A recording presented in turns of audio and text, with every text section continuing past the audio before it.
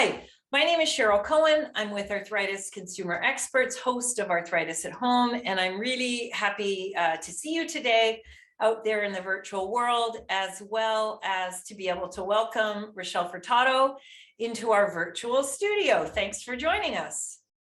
Thank you for having me. I'm excited to be here. Yeah, we can't wait to pick your brain on all things osteoarthritis and shoulder replacement. So let me just introduce you to our audience. Rochelle Furtado is a physiotherapy student and a PhD candidate in the Health and Rehabilitation Sciences program at the Great Western University in London, Ontario. Rochelle's doctoral thesis is focused on patient education, a topic near and dear to our heart here at ACE, for shoulder osteoarthritis and joint replacement surgery. So welcome again, Rochelle. We're really happy you could join us. Thank you. I'm excited to be here in everybody's home. Yeah, exactly. Or workplace or park bench or wherever. Yeah. Rochelle, we're really glad to have you here because probably just a little under half of the people that tune into our programs that access our education materials are people who live with osteoarthritis. And I know as a surgical patient with a shoulder injury, I know there are lots of people out there who either live with osteoarthritis or frankly even inflammatory arthritis who are going to benefit from your growing expertise on this topic. So I guess we're going to start where it's logical. But tell us sort of where you started and how you landed on this as your thesis topic. Yeah, so I guess a bit about me. I did do a Bachelor's of Science at the University of Ottawa, where I worked with a group of researchers over there. In my fourth year, I did my honors project, and we were also looking at rotator cuff. So the four muscles that stabilize our shoulder, we were looking at those muscles in mice models, believe it or not, because I was in biology. So we were looking at it more from a cellular perspective. And when I was in my fourth year, I was, trying to figure out what should I do next. And the researchers there actually knew the current supervisor that I'm working with now, Dr. Joy McDermott at Western University. And that's how I was able to kind of make that connection. And I came over here to do a master's. So I did a 2-year master's program first in the Faculty of Health Sciences, looking again at physiotherapy, and I was looking at rotator cuff, and we were creating and validating a patient-reported outcome measure for patients who have undergone a rotator cuff surgery and are trying to better understand their quality of life. So it's called a short version of the Western Ontario Rotator Cuff Index, so the WORC. So that's what I did for my master's, and then I got into this combined program at Western, which is, like you said, it's a very unique program where we are doing both my dissertation for my PhD, but I'm also a clinical student and I'm studying my physiotherapy. So it's a 5-year program where in my first 2 years, I'm really focused more on my PhD and taking the courses to fulfill that and fulfilling my candidacy exam. And then in my second 2 years, so third and fourth year, I'm in physio school. So I'm learning all the course-based requirements, completing my clinical education and doing my placements. And then in my fifth year, I'm kind of wrapping up both those programs. So wrapping up licensing to practice as a physiotherapist, as well as then wrapping up my dissertation and trying to defend for my thesis. So right now I'm in year 3. So third year of my PhD, but first year of my PT school. So like you said, it is unique. It always keeps me on my toes because I'm doing 2 programs at the same time, which is very unusual, but never a dull moment, which is nice. So it's been quite a journey, and it's really interesting to see kind of both sides of the world of physio. So being a researcher, but then also being able to practice and kind of seeing how practice really informs the research, but then research also really informs practice and moving that forward. So it's kind of nice to have kind of your feet dipped in both of those ponds really, and being able to kind of contribute to both of those worlds and like really bridging and getting rid of that gap that's between those 2 worlds really. And that's kind of the goal with this program. Yeah, I think this uniqueness that we've talked about, and for you in particular, Rochelle, is you come from a lab, a basic science lab, and then flipped over into the, you know, hands-on clinical research world. And often though, the types of people that work in those worlds stay somewhat separate. So you've got kind of a leg on both sides of the fence, which is just super, super unique. Tell us about just a little bit about what you see are the similarities in those two different, very different disciplines, and how they're helping you do your thesis work. Yeah, I think being both having that basic science knowledge and then coming over to this clinical world, I think it's really made me and shaped me into a different researcher, because I feel like I have a better appreciation of both sides and how important it is that we need both sides to progress any sort of program or intervention. So understanding it at that molecular level, but then also being able to translate it to a patient perspective and bringing it to a clinic. So I've been really fortunate that I've been able to learn from two really big experts in the field in both those labs. And here at Western, actually, we do have an institution called the Bone and Joint Institution, which really bridges together this transdisciplinary work where we're all focused on musculoskeletal, so MSK, bone and joint research, but it really connects different perspectives. So the clinical, the biopsychosocial, the biology, and the engineers that also work on MSK research, and it really bridges us together. So I've been happy that I've been able to continue my work that I've been doing in the biology by bringing it over and now looking at it in this transdisciplinary bone and joint institute, which I'm a part of, and being able to bridge that gap, like I said, between these different professions, because at the end of the day, we all have the same goal, which is trying to progress bone and joint health, musculoskeletal health. We just look at it from different lenses. And I think that's really the unique part. And I'm happy that I've been able to learn from all these different experts in the field and just make my research and my program that much more stronger. Yeah. Tell us, in your dual track of physiotherapy training and shoulder replacement rehab, I know that is the area you're really focusing in on, both pre and post shoulder replacement. That in and of itself is very unique.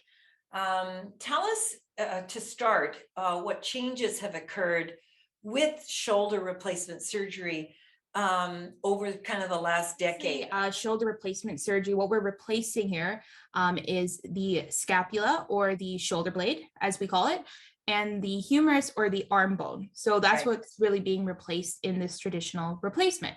So the head of the arm bone, as well as that kind of inner lining of our shoulder blade.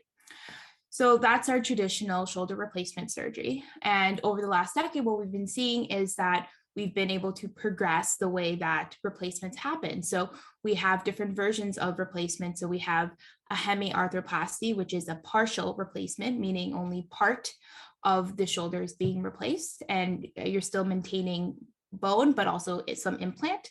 And then we also have the reverse shoulder replacement that's also been happened in the 80s, which is looking at kind of switching so I said you have the humerus and you have your scapula, but reversing that order in the sense that the implant is just flipped around from how it looks like in a traditional shoulder. And this is really important for those who may have rotator cuff pathology and suffering from rotator cuff tears and diseases, and that's usually traditionally recommended for them. So reverse replacement. So we see these advances that are happening. So we started off with this traditional anatomical shoulder replacement, and now we have the partial and we have the reverse option. So it's becoming stronger, it's becoming more popular. And as we've mentioned before, shoulder OA, one of the drivers for having a shoulder replacement, is also becoming very popular. And that's really what's pushing these replacements and the need for these replacements more. Is it mainly, are people with osteoarthritis, does the osteoarthritis derive from injury? Is that the stimulus that then creates, like, so your shoulder isn't operating the way it should because you've injured? I mean, I always think of the shoulder joint is so vulnerable because basically it's what makes the joint in many ways is the rotator cuff, is the structure of tendons and muscles and ligaments, right?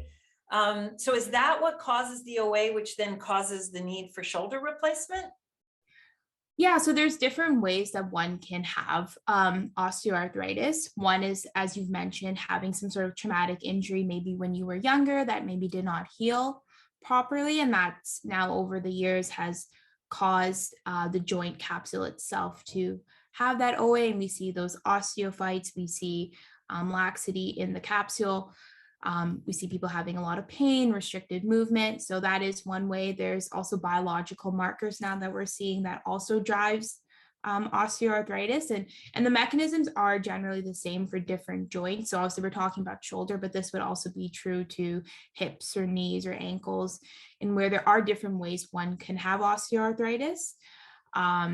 But regardless of how the osteoarthritis has developed, the shoulder replacement or replacement in general would still be a valid treatment option. That the number one driver for shoulder replacements in Canada, how many are there again in a year, roughly?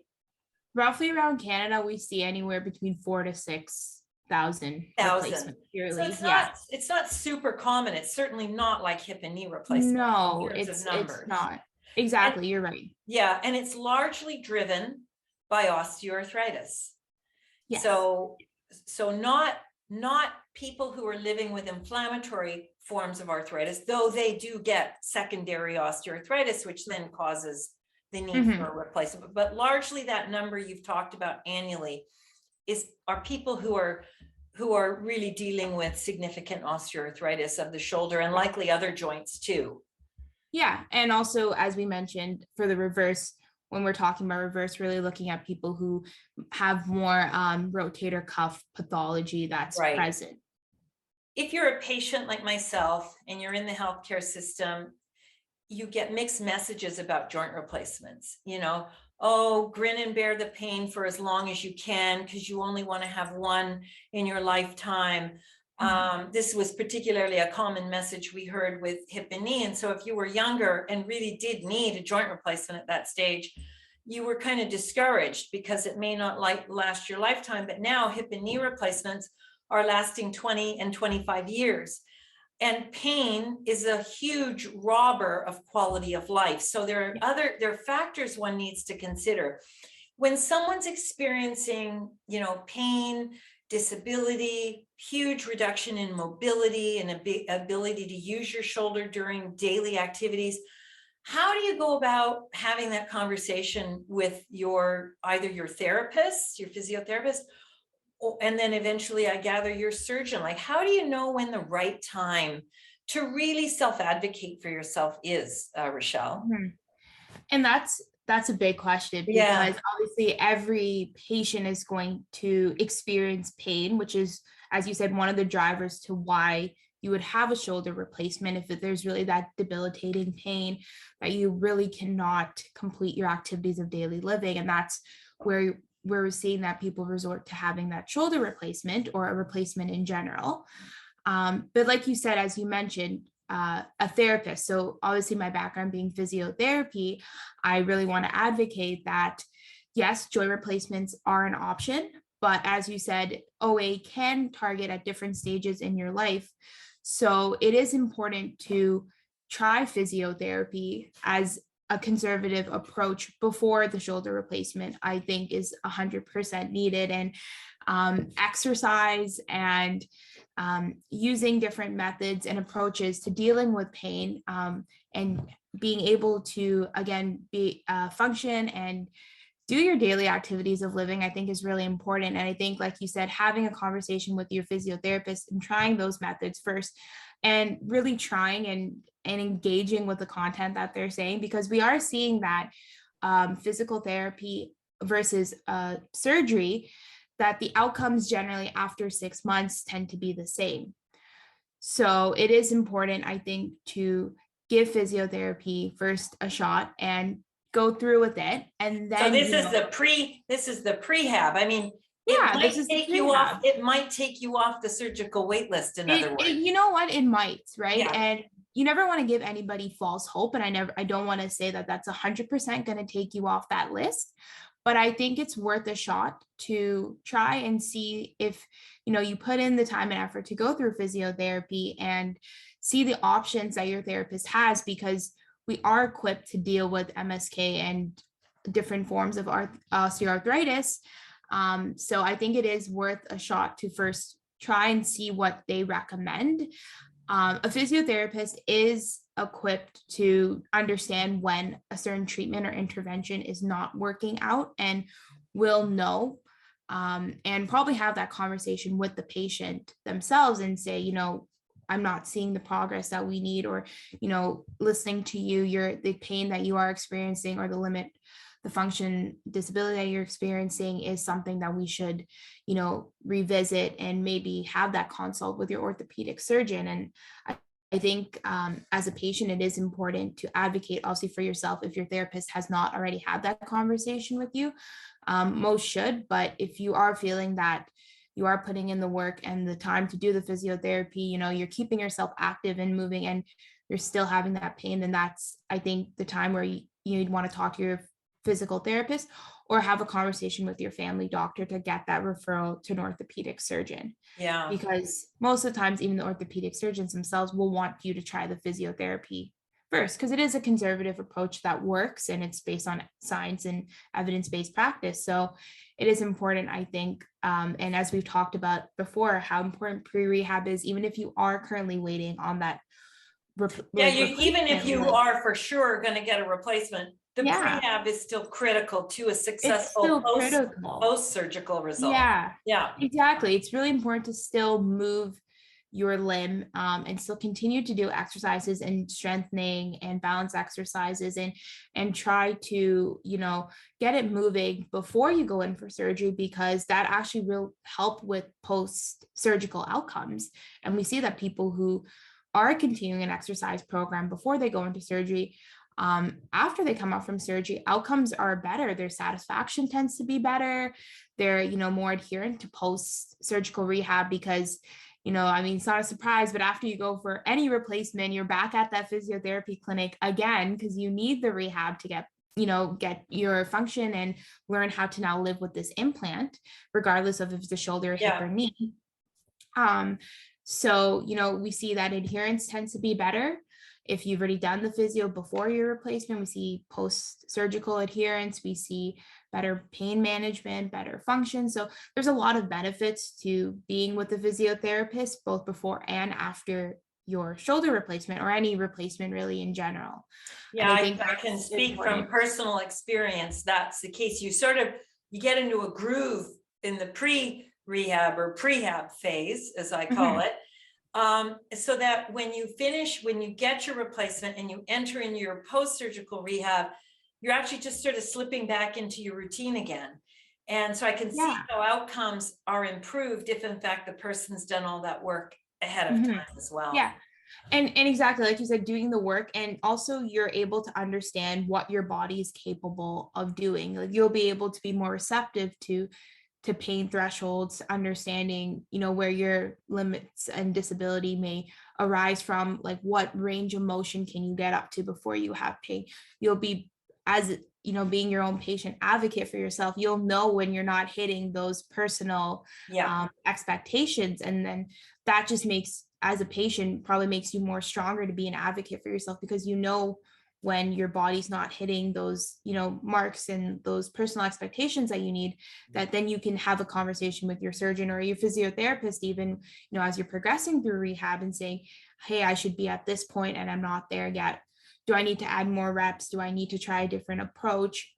Can we, so it just all ties back into this. If you want to have that, being an advocate for yourself is really important to really understand. And that's what we talked about, patient education. So making sure that patients are understanding what they should be, what the recovery timelines look like, what their expectations should be, and where they should be at certain points, before surgery, after surgery, 1 year post-surgery. And, if patients are more equipped and have that information and understand where they need to be, then they're just as much of a stakeholder on that shared decision table as their physio and as their surgeon is, right? And that's, I would say they're the most important. They're the most important, right? So I think I really like this last point that you've made about people like myself, people are tuning in with our audience, Rochelle. Often patients are characterized as though, passionate or emotional, or, they just want to get the replacement or they don't want to get the replacement. But to add the empirical piece into what we do, journaling, keeping track of the goals that you and I set together. I mean, that brings me into your academic outcome measured world. And I think that's a super important message for people like me, that we, to help ourselves in our self-advocacy journey, need to learn, the lingo. We need to understand what it is you're looking for as a therapist so that we can get on side with it as well and have a common language around goals and whether we're attaining those goals or not. Yeah, exactly. And I think regardless of if you're seeing a surgeon or if you're seeing a therapist or a family doctor, I think as a patient, it's always important to advocate for what are your expectations? What do you want out of this session or this visit today with that, healthcare provider? And I think it's really important for you to have those expectations. And obviously, as a healthcare provider, we want to meet those expectations, but it is important to communicate if you feel that you aren't, we're not getting you to those expectations, right? Because sometimes interventions work and sometimes they don't. And we have lots of different interventions that we can use. And sometimes it takes a few go arounds before we find the one that works for you, but we'll get there. It's just, it's, we have to work together, right? You got to keep the faith and work together. That's right. Yeah. Hey, listen, I'm going to ask you one tough question.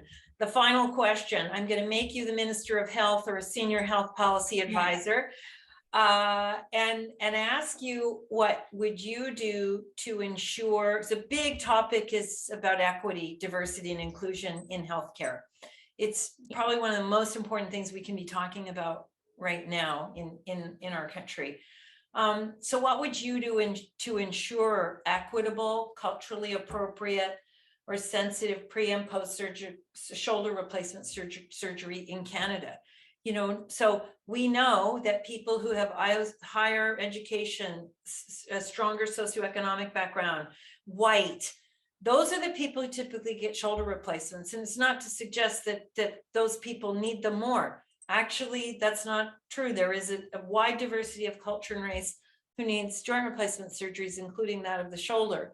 So what would you do, Rochelle, to make certain that health policy in the area you're becoming more and more expert in delivers for everybody? Yeah, and that's really the $1 million question, isn't it? So I think there's probably not one good solution to this question. And I think we really have to look at it from different lenses and different approaches. So I think where I would start is probably very similar to what we're doing in the research world right now. So I'll give you the example of my project and what we're doing. So we're creating this pre-rehab and education program for those who are undergoing surgery for a shoulder replacement. So in our design phases, what we did is we surveyed a wide, diverse patient population, so all across Canada. So we had about 200 people who completed our survey of both patients and 200 clinicians who also completed our survey.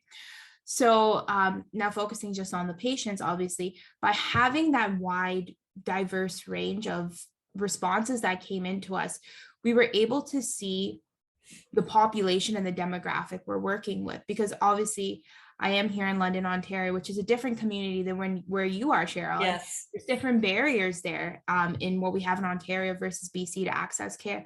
So by us seeing, okay, how many people speak English? How many people speak English in another language? How many people may have a disability or identify as a different gender?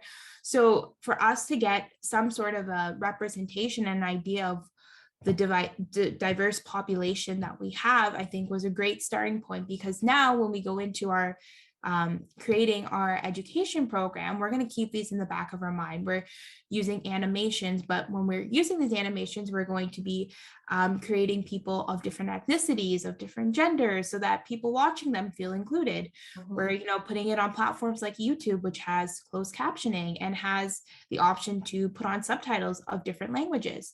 So being receptive to those. So I think as a healthcare policy advisor, I would do exactly what we're doing here in research and what our group here and what my supervisor Joy does, which is serving diverse groups of people. And I think we need to understand from the community itself is what are the issues. I think they're the ones who know the barriers better than we do. And obviously we're there to support and help, but if we have no starting point, then it's really the efforts there are not going to be targeted. Yeah. So I think it's important to be surveying large groups of people all across Canada if it's a healthcare policy advisor role, and really understanding what the barriers are, and then following up with qualitative interviews to try to understand. And then I think also, as we've talked about previously, that patients need to be having a seat at this table. So if we're creating a policy, I want to have patients that represent different patient profiles from across Canada at the same table that I'm at, and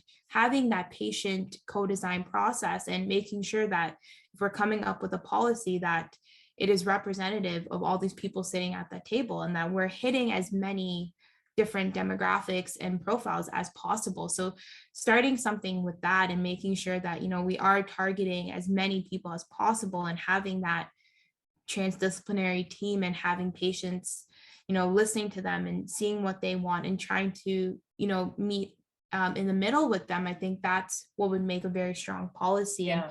And, what we're seeing here is, as I mentioned, patient education is a big thing. And I think as a healthcare policy advisor, that's another thing that we need to advocate for.